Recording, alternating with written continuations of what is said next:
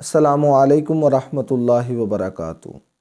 एक बहन ने सवाल किया है कि हैज़ वाली औरत कितने दिन के बाद नमाज पढ़ सकती है, तफसील से बताएं। ऐसी औरत कितने दिनों के बाद नमाज अदा कर सकती है, क्योंकि औरतों का हैज़ के अय्याम में नमाज पढ़ना जायज़ नहीं, यह दुरुस्त नहीं है, इनको मना किया गया है। तो वो कितने दिनों के बाद नमाज अदा कर सकती है? अगर आप इसका शॉर्ट में जवाब चाहते हैं, दो लफ्ज़ इसका जवाब ये है कि जब भी किसी औरत को हैज़ का खून आना बंद हो जाए तो वो गुस्ल करके नमाज अदा कर सकती है। और यहाँ पर चंद एक जो ज़रूरी मसाइल हैं जिनका जानना नहायत ज़रूरी है, वो क्या है कि हैज़ की कम से कम मुद्दत जो है वो 3 दिन और 3 रातें हैं, और ज़्यादा से ज़्यादा मुद्दत 10 दिन और 10 रातें हैं।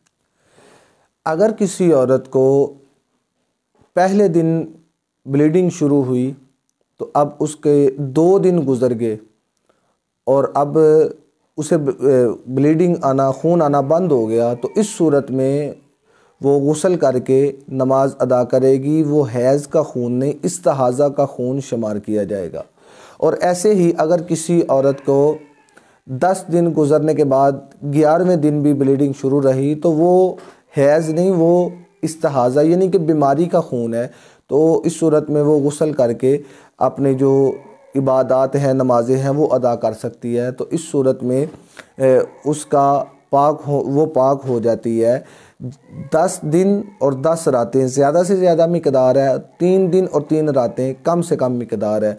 तो उम्मीद है कि आपको इस मसले की बखूबी समझ आ चुकी होगी। अल्लाह की बारगाह में दुआ है अल्लाह रब्बुल इज़्ज़त हमें शरई मसाइल को समझ कर उन पर अमल पैरा होने की तौफ़ीक अता फ़रमाए।